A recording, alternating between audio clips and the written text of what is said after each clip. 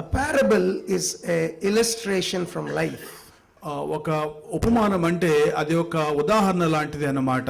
From a day-to-day life, one of the regular things that happens. మన అనుదిన జీవితంలో జరిగే విషయాల్లోంచి తీసుకున్నటువంటి మాటలు అవి. And it is a parallel of a spiritual activity.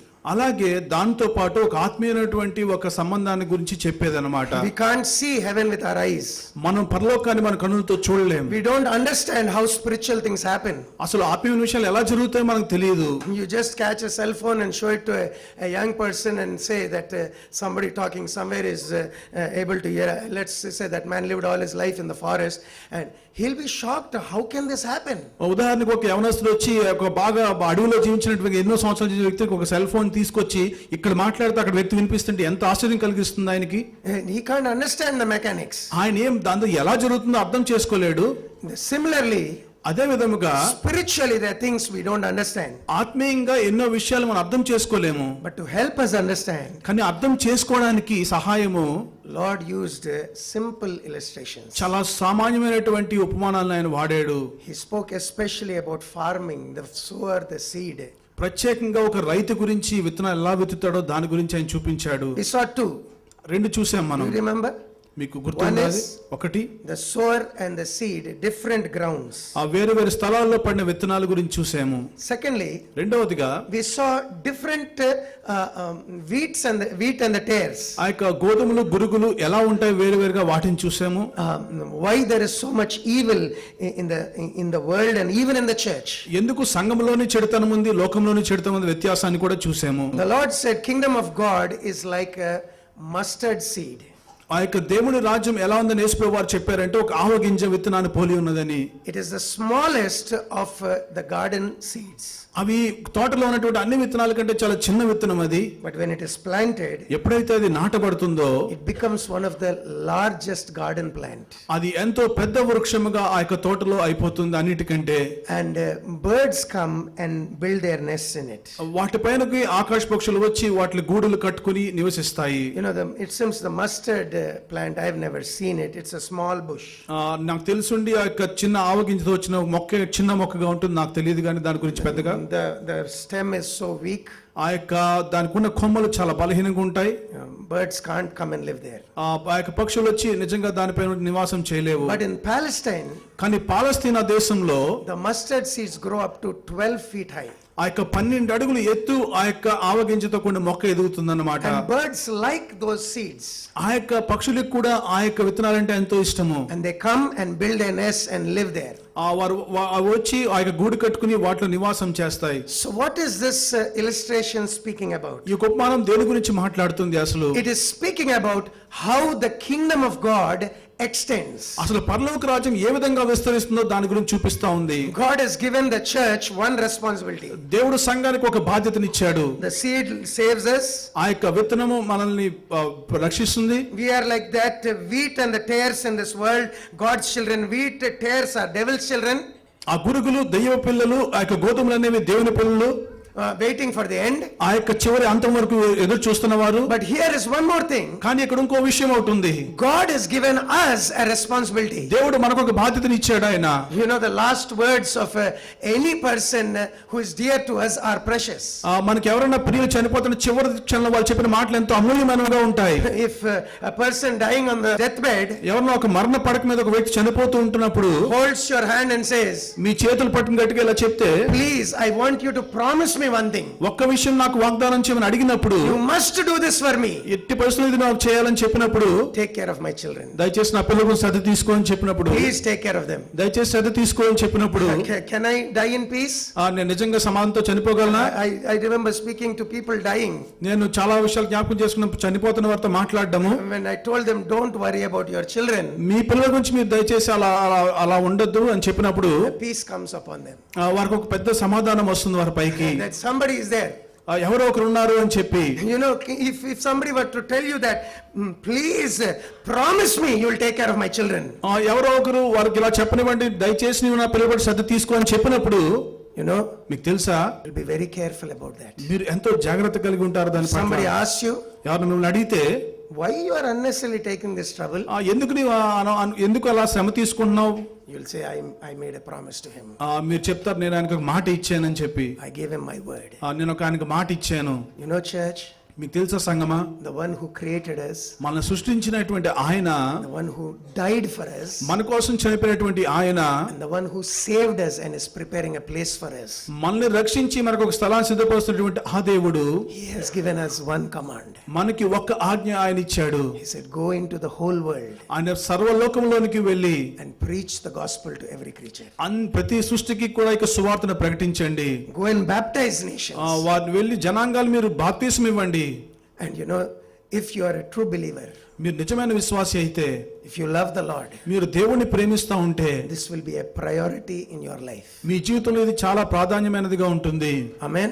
This will be a priority. ఇది చాలా ప్రాధాన్యమైనది. Heaven will be a priority. ఆ యొక్క పరలోకం ఎంతో ప్రాధాన్యత కలిగి And the ఉంటారు. Lord's command will be a priority. దేవుని యొక్క ఆజ్ఞ కూడా ఎంతో ప్రాధాన్యంగా ఉంటుంది. If it is not, అది అలా లేకపోతే either you are a backslider మీరు తిరిగి వెనక పడిపోయిన వారినై ఉండొచ్చు, or you are not born లేకపోతే again. మీరు తిరిగి ఇంకా జన్మించకపోయి కూడా ఉండవచ్చు. But if you are born again కానీ మీరు తిరిగి జన్మించినట్లయితే, and you are walking with the Lord, మీరు దేవునితో నడుస్తూ ఉంటే, God's word is important to you. దేవుని యొక్క వాక్యం మీకు చాలా ముఖ్యమైనదిగా ఉంటుంది. Yes or no? అవునా I would కాదా? encourage each one of us, మిమ్మల్ని ప్రతి అందరినీ కూడా ప్రోత్సహిస్తున్నాను నేను. examine yourself on the basis of God's word. దేవుని యొక్క వాక్యాన్ని బట్టి మిమ్మల్ని పరీక్ష చేసుకోండి. But now let's look at this parable. కాబట్టి ఈ యొక్క ఉపమానాన్ని ఇప్పుడు మళ్ళీ చూద్దాం. మనం When we look at this task that is before us, మన ముందున్నటువంటి యొక్క పనిని మనం ముందు to చూసినట్లయితే, go into the whole world and preach the gospel, సర్వలోకంలోనికి సువార్త ప్రకటించడం అంటే, to tell everybody about God, అందరి గురించి దేవుడి గురించి అందరితో చెప్పాలనుకుంటే, it seems such a huge task. అది చాలా పెద్ద బాధ్యత. Can you imagine the first church?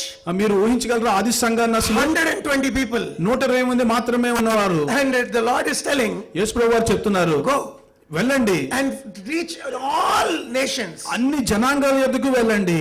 It is not just Jerusalem, ఆయన యొక్క యెరూషలేము గురించి మాట్లాడలేదు, Judea, Samaria. ఆ యూదయ సమరల గురించి మాట్లాడలేదు. India is far away. Go to India. వెళ్ళండి, భారతదేశానికి ఎంతో Go దూరంగా to ఉంది. every nation. ప్రతి ఒక్క జనాంగం దేశంకు వెళ్ళండి. What an impossible task.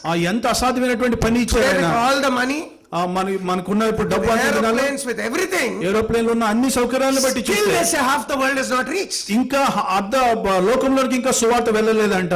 But the early church కానీ ఆది సంఘము is given this task. ఈ యొక్క బాధ్యత ఇవ్వబడింది You వారికి. know, before they start, వారు మొదలెట్టక ముందు in this plan can be aborted. ఆ యొక్క ప్రణాళిక అంతా నాశనం అయిపోవచ్చు. అనాశమజి, ఇది మన వల్ల కాని పని, ఇది ఎప్పుడు అవ్వాలా? How is it possible? ఎలా సాధ్యము? You know, మీకు తెలుసా, here is Lord, he is telling, ఇక్కడ యేసు ప్రభువు వారు ఆయన చెప్తున్నారు, kingdom of God is like a mustard seed. ఆ యొక్క దేవుని రాజ్యం ఆవగింజ లాంటిది అని చెప్పి. Mustard seed is small.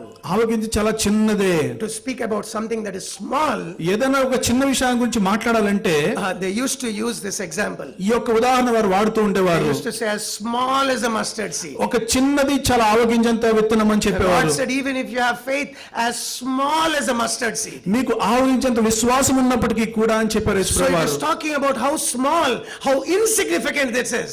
అది ఎంత ప్రాముఖ్యత లేదో, అది ఎంత ఇది లేదో అది చూపిస్తా ఉంది ఆ But you ఆవగింజ. see what Lord is saying? కానీ యేసు ప్రభువు వారు ఏం చెప్తున్నారో If చూడండి. that seed is sown, ఆ యొక్క విత్తనం విత్తబడితే గనక there will be a tree. అక్కడ గొప్ప వృక్షం ఒకటి లభిస్తుంది. It will become the biggest of all other trees. ఆ వేరే చెట్టు అన్నిటికంటే పెద్ద చెట్టుగా అవుతుంది అది. And అప్పుడు it will become a resting place for birds. ఆ యొక్క ఆకాశ పక్షులు నివాసం చేయడానికి ఎంతో విశ్రాంతి తీసుకోవడానికి స్థలంగా ఏర్పడుతుంది అది. Some people start interpreting one illustration with another illustration. కొంతమంది ఈ యొక్క ఒక ఉపమానాన్ని ఇంకొక ఉపమానంతో పోల్చి చేస్తూ ఉంటారు. అలా చేయకూడదు. ఏమంటారంటే బర్డ్స్ అంటే దయ్యాలు, దయ్యాలు వచ్చి సంఘంలో దూరుతాయి, దాని గురించి ఇది మాట్లాడుతుంది. Now you can use anything anywhere, but that's not a proper way of understanding what the Lord is saying there. యేసు ప్రభువు చెప్పిన మాటలను బట్టి సరైన విధానం అలా చేయకూడదు. Small seed, ఈ యొక్క చిన్న విత్తనము if it is planted, అది నిజంగా నాటబడితే it can become a tree, అది పెద్ద వృక్షంగా మారవచ్చు. and then tree can be a blessing to many. అది ఎంతో మందికి ఆశీర్వాదకరంగా కూడా ఉండవచ్చు. That people will come and rest under its shade. ఆ యొక్క ప్రజలు వచ్చి దాని కింద వచ్చి ఆ యొక్క నీడలో విశ్రాంతి తీసుకుంటారు. And that is what God expects the church to be. అదే దేవుడు సంఘాన్ని గురించి ఆశిస్తున్నాడు, అలాగే ఉండాలని ఆయన కోరుకుంటున్నాడు. And therefore, when we look at this illustration, ఈ యొక్క ఉపమానాన్ని మనం చూసినప్పుడు let's understand about the extension of the kingdom of God. ఆ యొక్క దేవుడు రాజ్యం విస్తరించడం దాని గురించి అర్థం చేసుకుందాము. That God can use even this church to reach the area we are in. దేవుడు ఈ సంఘానికి కూడా మనం నివసిస్తున్న ప్రాంతాల్లో అభివృద్ధి చేయడానికి అలా సువార్తని వాడుకోగలడు. You know, starting with that church. మీకు తెలుసా, ఆ యొక్క సంఘంలో మొదలు పెట్టి ఆది సంఘంలో You know about William Carey, right? William Carey గురించి మీకు తెలుసు కదా. William Carey had a question in his mind. William కేరీకి ఒక ప్రశ్న ఉండింది ఆయన మనసులో. The commission of Jesus Christ, ఆ యేసుప్రభువు ఇచ్చినటువంటి ఆ కమిషన్ ని go into the whole world, ఆ యొక్క సర్వలోకములోనికి వెళ్ళి, does it belong only to that first church? అది కేవలం ఆది సంఘానికి చెందింది మాత్రమేనా, Or does it belong also to all the subsequent generations? లేకపోతే ఇంకా రాబోయే తరాలన్నిటికీ కూడా వర్తిస్తుందా? It seems so in one church meeting, he stood up and he started this. ఒక చర్చ్ మీటింగ్ లో ఆయన లేచి నిలబడి దీని గురించి మాట్లాడడం ప్రారంభించాడు. One elder, ఒక సంఘ పెద్ద అన్నాడు ఆయన, he said, young man, యవనస్తుడా, shut up and sit down.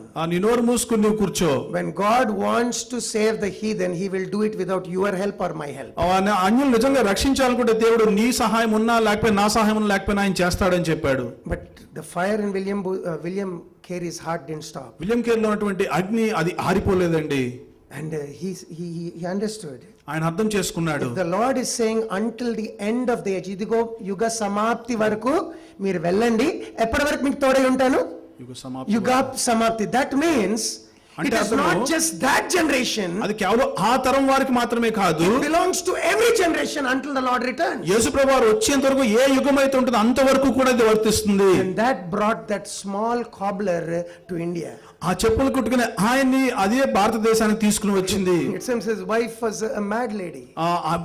ఆయన భార్య అంట ఆమె పిచ్చి భార్యగా This ఉంది. man wanted to translate the Bible in different languages. She could not even read English. ఈ వ్యక్తి ఏంటంటే బైబిల్ ని ఇంగ్లీష్ నుంచి అనేకమైన భాషలు తర్జుమా చేయాలనుకున్నాడు, కానీ ఆమె అసలు English చదవలేదంట. This man wants to travel the world. She doesn't want to leave her town also. ఆమెకి అసలు ఆయన టౌనే వదిలిపెట్టి వెళ్ళాలి, కానీ ఈ వ్యక్తికి మాత్రం అన్ని దేశాలకు వెళ్ళి సువార్త చేయాలని ఉంది. And see the result. అంటే దాని అర్థం చూడండి, ఆ యొక్క ఫలితము. See the result. ఆ ఫలితం 40 Indian languages. 40 Bharatiya భాషల్లోకి that Englishman was instrumental in translating. ఆ యొక్క బైబిల్ని తర్జుమా చేయడానికి ఎంతో ప్రాముఖ్యత పాత్ర వహించాడు ఆయన. And if I mention this, he started the first Indian bank. ఆయన ఫస్ట్ ఇండియన్ బ్యాంక్ స్టార్ట్ చేశాడు. First newspaper. మొట్టమొదటి న్యూస్ పేపర్ ఆయన స్టార్ట్ చేశాడు. And English. ఆ యొక్క ఇంగ్లీష్ లోని హిందీలోని కూడా పత్రికలు స్టార్ట్ చేశాడు. Brought the locomotive here.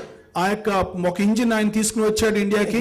He started the first university. మొట్టమొదటి యూనివర్సిటీ ఆయన ప్రారంభించాడు. An Englishman, insignificant in a town. ఆయన పట్టణంలో చూస్తే ఆయన ఎంతో ప్రాముఖ్యత లేని వ్యక్తిగా ఉన్నాడు. But see what a transformation he brought to the nation. కానీ ఈ యొక్క భారతదేశం లాంటి దేశానికి ఎంత గొప్ప పునరుద్ధానాన్ని, ఆ యొక్క రూపాంతరాన్ని తీసుకువచ్చాడు ఆయన.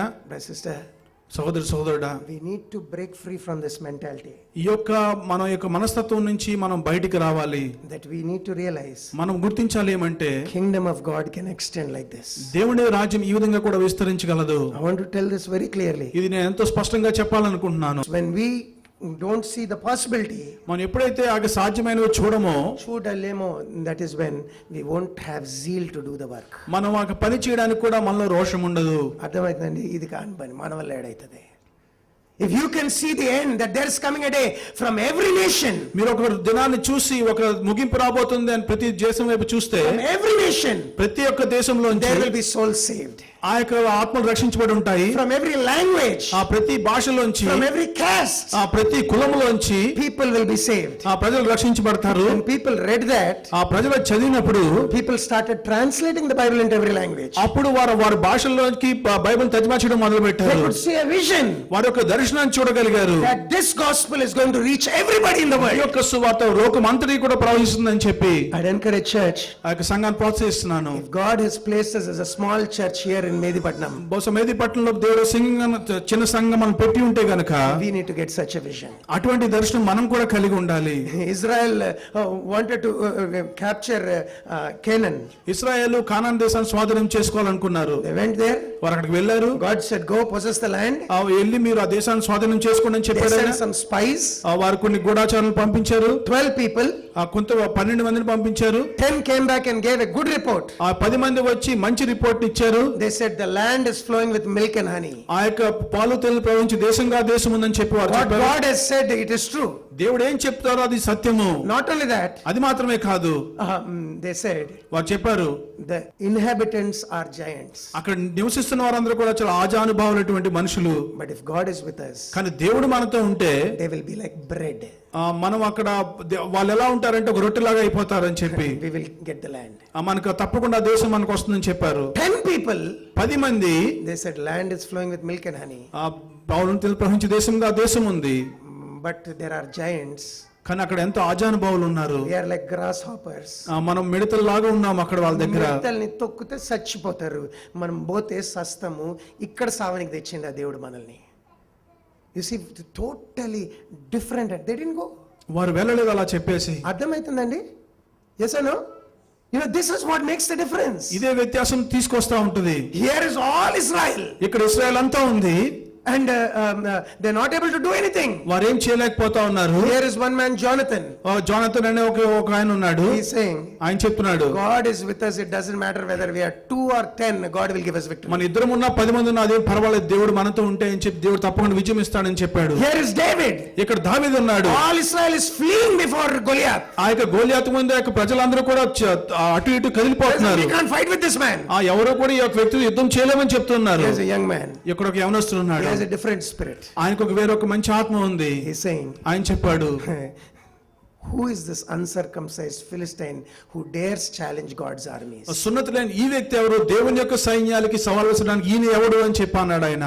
Church, సంగమా, this is what brought victory and this is what defeated people. ఇది ప్రజలకి విజయాన్ని తీసుకొచ్చింది.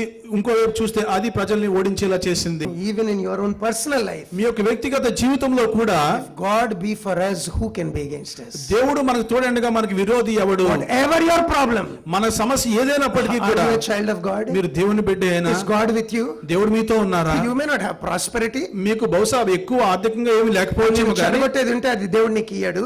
You may not have whatever you want. గొంతెమ్మ కోరికలు అన్ని ఊహించిన అన్ని దేవుడు ఇవ్వచ్చు, కానీ ఆయన దేవుడు నీ పక్షంగా ఉండగా నీకు విరోధం ఎవరు?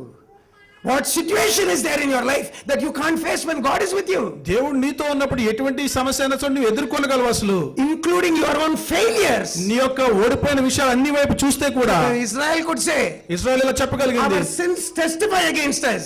మా యొక్క పాపాలే మాకు వ్యతిరేకంగా సాక్ష్యం చెప్పినాయి. But there is forgiveness with him. కానీ ఆయనతో క్షమాపణ కూడా ఉంది. He will redeem us. ఆయన మనల్ని విమోచిస్తాడు. And he will restore us. ఆయన మనల్ని తిరిగి రక్షిస్తాడు కూడా. If God is with us. దేవుడు మనతో ఉండగా. Today I want to especially encourage church. ప్రత్యేకంగా సంఘాన్ని ఏం ప్రోత్సహిస్తానంటే ఈ దినము let us have this attitude regarding the preaching of the gospel. ఆ యొక్క సువార్తను ప్రకటించే విషయంలో ఇటువంటి విధానం మనం కలిగి ఉందాం. God has placed us here in Medipatnam. దేవుడు మనల్ని మేదిపట్నం ఇక్కడ పెట్టారు కాబట్టి if there is one thing he will ask us, ఒక్క విషయం ఆయన మనల్ని అడుగుతారు, అదేంటంటే he will ask us what we did in Medipatnam in our generation. మన యొక్క కాలంలో మన మేదిపట్నం ఏం చేసామని ఆయన అడుగుతాడు. గతించింది కాదు, భవిష్యత్ కాదు, ఈ తరం నువ్వు బ్రతికిన కాలంలో మీరు దేవుని ప్రజలుగా ఏం చేశారు మేదిపట్నంలో? Are you listening? If he has placed us in Hyderabad, మనల్ని హైదరాబాద్ లో పెట్టి ఉన్నారు కాబట్టి God will ask us. దేవుడు మనల్ని అడుగుతాడు. And let us understand, I think first principle, let me say this. మొదటి నియమం చెప్పనివ్వండి లాగా, the size doesn't matter with God. ఆ యొక్క సంఖ్య ఏమి దేవుడి దృష్టిలో ఆ యొక్క సమస్య కాదు. God can take the small things, దేవుడు చిన్న విషయాలను తీసుకుని and accomplish great things for his glory. ఆయన మహిమార్థమే ఆయన గొప్ప విషయాలు కూడా చేయగలడు. That should never be the matter of consideration. అసలు ఆ విషయాన్ని మనం పట్టించుకోకూడదు. Are you understanding? That should not be your matter of consideration. ఆ యొక్క సంఖ్య అనేది ఎప్పుడు కూడా మన దృష్టిలో ఉండకూడదు. Consideration should be, మనం ఏమి శ్రద్ధ వహించాలంటే, is this God's will? ఇది దేవుని చిత్తమా? Is God wanting us to do this? ఇది దేవుడు మనం చేయాలని కోరుకుంటున్నాడా? Is God with us in this? దేవుడు మనతో ఉన్నాడు ఈ విషయంలో. Then though the rubbish is too much, Nehemiah could say, let us remember God and let's do the work. అది చెత్త ఎంతైనా ఉండేవాడు కానీ దేవుడు మనతో ఉన్నాడు కాబట్టి మనం చేద్దాం ఆ పని అన్నాడు నెహెమ్యా. Brother, sister, సోదరుడా, God can take a small thing, దేవుడు చిన్న విషయాలను తీసుకోగలడు and accomplish a great thing. ఆయన ఎన్నో గొప్ప విషయాలను చేయగలడు. He can use a small group of people. ఆయన చిన్న గుంపుతో కూడిన ప్రజలు వాడుకోగలడు. Look at Christianity today. క్రైస్తవత్వాన్ని చూడండి ఈ దినము. Yes, there is apostasy taking place. భ్రష్టత్వం సంభవిస్తుంది. Now look at the 3rd century. 3వ శతాబ్దం చూడండి. 3వ శతాబ్దము in the face of Rome that was killing Christians, butchering Christians, ఆ యొక్క రోమా సామ్రాజ్యం ఉన్నాడు, వారు క్రైస్తవులను చంపేస్తా ఎంతో హింసిస్తా శ్రమపరుస్తూ వచ్చారు. burning them, వారిని అలా చేశారు. ruling the world with an iron hand. వారి యొక్క గొప్ప ఇనుప దండముతో ఆ యొక్క ప్రజల్ని లోకాన్ని పరిపాలిస్తా ఉన్నారు. Rome had to bow. Christianity did not get defeated. ఆ యొక్క క్రైస్తవత్వం ఓడిపోలేదండి, రోమా సామ్రాజ్యమే విధేయత చూపించవలసి వచ్చింది. The whole world got the gospel. ఆ యొక్క సర్వలోకమునికి కూడా సువార్త వచ్చింది. Some అప్పుడు people look at China and they say, but today China is different. I Some could people China look at the just- Middle East and say, can the gospel reach? Brother, God can take the weak things దేవుడు బలహీన విషయాలను తీసుకుని and he can accomplish great things. ఆయన దాని పట్ల గొప్ప విషయాలను కూడా చేయగలడు. Let this principle come into our mind. ఈ యొక్క నియమాన్ని మన దృష్టిలోకి How రానిద్దాం. can a small thing do such a great thing? చిన్న విషయం ఎలా గొప్ప విషయాలను చేయగలదు? Look at the mustard. ఆ యొక్క ఆవు గింజను చూడండి, Look at it. దాన్ని చూడండి, Smallest seed. అది ఎంతో చిన్న విత్తనము, And see what it's accomplishing. దాన్ని సాధించే విషయాలు చూడండి. Hallelujah. Hallelujah. It seems in Rome, రోమా సామ్రాజ్యంలో even after the Roman Empire became a Christian empire, ఆ యొక్క రోమా అంతా కూడా క్రైస్తవ దేశంగా మారినప్పుడు still అయినప్పటికీ కూడా they had gladiators. వారికి గ్లాడియేటర్స్ ఉన్నారు. You know what gladiators were? Two people would fight with each other. వారు ఎవరంటే ఇద్దరిద్దరితో కలిసి పోరాడుతూ ఉండే మనుషులు. Fight to death. వారు చనిపోయేంత వరకు పోరాడుతూనే ఉంటారు. And the more they cut each other, the more the blood, the more they hurt, the crowd would enjoy. ఎంత ఎక్కువ రక్తం వారు కొట్లాడుకుని చిందిస్తే అప్పుడు ప్రజలు దాన్ని చూసి ఎంతో ఆనందిస్తూ ఉంటారు. There was a man named Telemachus. టెలిమేకస్ అనే ఒక వ్యక్తి ఉన్నాడు. This man was a hermit. He was a Christian. ఆయన ఒక క్రైస్తవుడు. And he was in prayer. ఆయన ప్రార్థనలో ఉన్నాడు. God told him go to Rome. దేవుడు చెప్పడానికి నీవు రోమాకు వెళ్ళు అని చెప్పి So this man went to Rome. ఆయన రోమ్కి వెళ్ళినప్పుడు And he suddenly came to the Colosseum where the gladiators were fighting. ఆ కొలేషియా అనేటువంటి ఆ స్టేడియం దగ్గరికి ఎక్కడైతే గ్లాడియేటర్స్ యుద్ధం చేస్తూ ఉంటారో గొడవ పెట్టి అక్కడ పోట్లాడుతుంటే అక్కడికి వెళ్ళాడు ఆయన. He saw them killing each other. ఆ ఒకరినొకరు చంపుకోవడం చూశాడు. He said, are these people created by God? ఈ వ్యక్తులు దేవుని చేత సృష్టించబడలేదా? How can they kill each other? అసలు ఏ విధంగా చంపుకోవాలి ఒకరినొకరు అని చెప్పి అన్నాడు. He jumped into the arena. ఆ యొక్క లోపలికి దూకి ఆయన He went in the middle. He said, stop, don't do this. ఆ స్థలం మధ్యలోకి వెళ్ళి దయచేసి చేయవద్దు అని అరిచాడు. Standing between two gladiators. ఆయన రెండు గ్లాడియేటర్స్ మధ్యలో నిలబడ్డాడు. One person gave him a hit. ఒక వ్యక్తి గట్టిగా కొట్టాడు ఆయన్ని. He went and fell. ఆయన పక్కకు Came పడిపోయాడు. back again. మళ్ళీ వచ్చాడు. Another person hit him. ఇంకో వ్యక్తి ఆయన కొట్టాడు. He's saying, no, don't do this. ఇది దయచేసి చేయవద్దని Stop చెప్పాడు. this bloodshed. ఈ యొక్క రక్తాన్ని చిందించిన ఆపివేయమని చెప్పాడు. You know, it seems the prefect gave a signal, ఒక సిగ్నల్ ఇచ్చాడంట ఆయన. drew the knife ఆ యొక్క కత్తిని తీసుకుని and killed him. ఆయన్ని చంపేశాడు ఆ దైవజనుడిని. Suddenly there was a hush all over that Colosseum. ఆ యొక్క కొలసి అంతా కూడా గొప్ప నిశ్శబ్దం వచ్చింది. A holy man was killed. ఒక పరిశుద్ధమైన వ్యక్తి చంపబడ్డాడు. 80,000 people 80,000 మంది ప్రజలు suddenly silent. అకస్మాత్తుగా అలా మౌనంగా ఉండిపోయారు. It seems that was the last time they had the gladiator games. మళ్ళీ గ్లాడియేటర్ గేమ్స్ అదే చివరిసారి అంట వారు చేసుకున్నవి. One man ఒక్క వ్యక్తి changed a tradition that was there for years together. Thousands involved in it. ఎన్నో సంవత్సరాల నుంచి గ్లాడియేటర్స్ లాంటి వాళ్ళు అందులో ఎంత ప్రాముఖ్యత చెంది ఉన్న ఆ యొక్క ఆచారాన్ని ఆయన ఆపివేయగలిగాడు. Paul is saying, పౌలు చెప్తున్నాడు, the Jews are asking for some signs. ఆ యొక్క యూదులు అడుగుతున్నారు కొన్ని సూచక్రియలు చేయమని చెప్పి. And the Greeks are asking for wisdom, intellectual arguments. గ్రీకులు ఎంతో జ్ఞానంతో కూడిన తెలివితో కూడిన వాటిని అడుగుతున్నాడు, వాళ్ళు వాదన చేసి అడుగుతున్నారు. But God has chosen the foolishness of preaching. కానీ దేవుడు బుద్ధిహీనులైన వారిని ఆ యొక్క బోధ బోధించడానికి ఎన్నుకున్నాడు ఆయన. And he said it is the power of God unto salvation. అది దేవుని యొక్క సువార్తలోని శక్తి ఆ రక్షణ పొందడానికి అని చెప్పాడు. The message of God's love for sinners. ఆ యొక్క దేవుని యొక్క బోధ ఏమంటే పాపులైన మన కోసం ఆయన ప్రేమ. That has the power to transform lives and even societies. దానికి మాత్రమే శక్తి ఉంది ఎన్నో సమాజాలను గాని వ్యక్తులు గాని మార్చివేయడానికి. Paul could write to Romans and he said, పౌలు రోమిలకు రాసి ఇలా చెప్పాడు ఆయన. Romans 10:13 he said, whoever prays to God రోమిలు 10:13 చెప్పాడు, ఎవరైతే దేవుడికి ప్రార్థన చేస్తారో will be saved. వారు రక్షించబడతారు. Anybody. ఎవరైనప్పటికీ If కూడా he asks God's forgiveness, he'll be saved. వారు దేవుడి క్షమాపణ అడిగితే వారు తప్పకుండా But రక్షించబడతారు. how can they pray unless they believe? వారు నమ్మకుండా ఏ విధంగా ప్రార్థన చేయగలరు? And then he says, how can they believe unless they hear? వారు ఎలా నమ్మగలరు వినకపోతే? And how can they hear unless somebody tells? ఎవరొకరు చెప్పకపోతే వారు ఎలా వినగలరు? How can they tell unless they be sent? ఆ యొక్క ఎవరు చెప్పగలరు వారు పంపించకపోతే? He says, ఆయన చెప్పాడు, faith comes by hearing and hearing the word of God. వినుట వల్ల విశ్వాసం కలుగుతుంది అని చెప్పి పదే పదే చెప్పాడు ఆయన. You can look at society say వీళ్ళు ఎప్పటికి మారరు, ఓల్డ్ సిటీ ఎప్పటికి మారదు, మేదిపట్నం మారదు, వీళ్ళు క్రూరులు, దార్కారులు, మొండోళ్ళు, కోపిష్టులు, చిన్నదాన్ని గొడవ పడతారు. నాయన వాక్యం యొక్క శక్తి అర్థం కావాలి మనకి. We should understand, if you have unsaved people in your family, I'd encourage same thing, bring them to the church. You have unsaved husband, help him come to the church. మీకు మారలేని భర్త Pray for తీసుకురండి, him. ఆయన గురించి Your ప్రార్థన wife is చేయండి. always fighting, always grumbling, no peace at home. She doesn't let you do the ministry.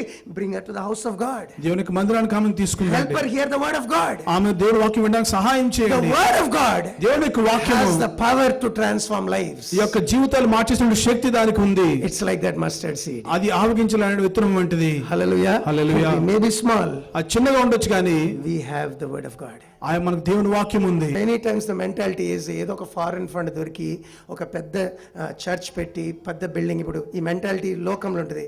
Oh showroom పెడుతున్నాము, ఎట్లా ఉండాలి షోరూము? మంచి గ్లాస్ ఉండాలా, మంచి డెకరేషన్ ఉండాలా, గెటప్ బాగుండాలా, లైటింగ్ బాగుండాలా, అన్నీ బాగుంటే మనుషులు వస్తారు. ఏదో దిక్కుమాలిన స్థలంలాగా పెడితే ఎవరు వస్తారు అక్కడికి? నేను లోకం తీరులా అది పనిచేస్తుంది. చర్చ్ని కూడా అట్లా నడిపించవచ్చు. ఎంత గ్రాండ్గా, ఎంత పెద్దగా, ఎంత మెగా, ఎంత ఇది చేసి ఎంత చేస్తే అట్రాక్ట్ అయ్యే వాళ్ళు తప్పకుండా అవుతారు. కానీ జీవితాలు మారడానికి అవేవి కాదండి, అవి ఉన్నా ఒకటే లేకున్నా ఒకటే. జీవితాలు మారడానికి దేవుని వాక్యంలో శక్తి ఉన్నది. Church, I'm not just talking about church growth. కేవలం సంఘం అభివృద్ధి చెందడం గురించి నేను మాట్లాడడం లేదు. Talking about fulfilling the responsibility given to us. దేవుడు మనకి ఇచ్చిన బాధ్యతను నెరవేర్చడం విషయం గురించి మాట్లాడుతా ఉన్నాను. God can take weak small people దేవుడు చాలా బలహీనమైనటువంటి చిన్న వారిని తీసుకుని వెళ్ళడు ఆయన. and he can fill the land. ఆయన అప్పుడు ఆ భూమిని అలా నింపేయగలడు. We must work. మనం పని చేయాలి. పని చేయాలా? What is the work? ఏం పని అది? You must sow the seed. మీరు విత్తనాలు విత్తాలి. That is the work you should do. ఆ పని మనం చేయాలి. అది చేయకుండా దేవుడు ఇంక్రీజ్ ఇస్తాడు, దేవుడు ఇంక్రీజ్ ఇస్తాడంటే కాదు.